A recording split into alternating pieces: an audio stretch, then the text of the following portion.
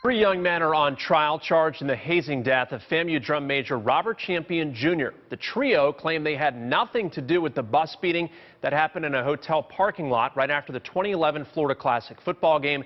WESH 2's Greg Fox is live at the Orange County Courthouse. And Greg, some powerful testimony today.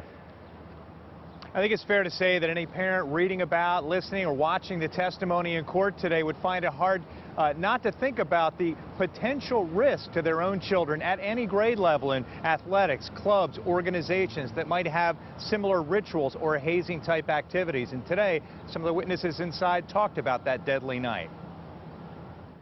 The bus with C on the door, that's the bus we're going to be talking about. Yeah. Bus C, for jury members in this trial, the scene of the killing of FAMU drum major Robert Champion in November 2011. The bus was parked in the Rosen Plaza parking lot. You take your hands and you strike an individual on their body with your hands. Former drum major Keon Hollis said he and Champion were both hazed by being beaten as they fought to crawl up the center aisle. I couldn't tell you who was hitting me. I spent most of the time with my face down. At the time, it's like a lot going on. So of course I'm not looking up to, look at see who's hitting me. I'm just, trying to do my best to finish. As soon as I got off the bus, I just fell down and started puking in the parking lot. I was out of it. My body was pretty weak and everything.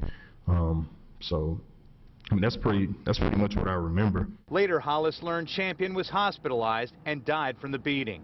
On trial are former bandmates Benjamin McNamee, who claims he pretended to hit Champion, Darryl Cornell, who says he tried to help Champion, and Aaron Golson, who says he wasn't even on the bus.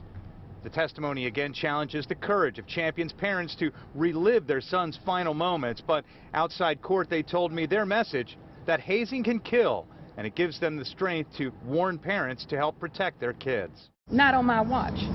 And as long as I have breath in my body, this is what my war is.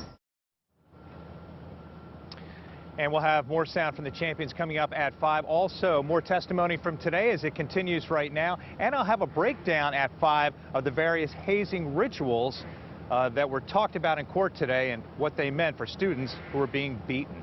Live in Orange County, Greg Fox, WESH 2 News.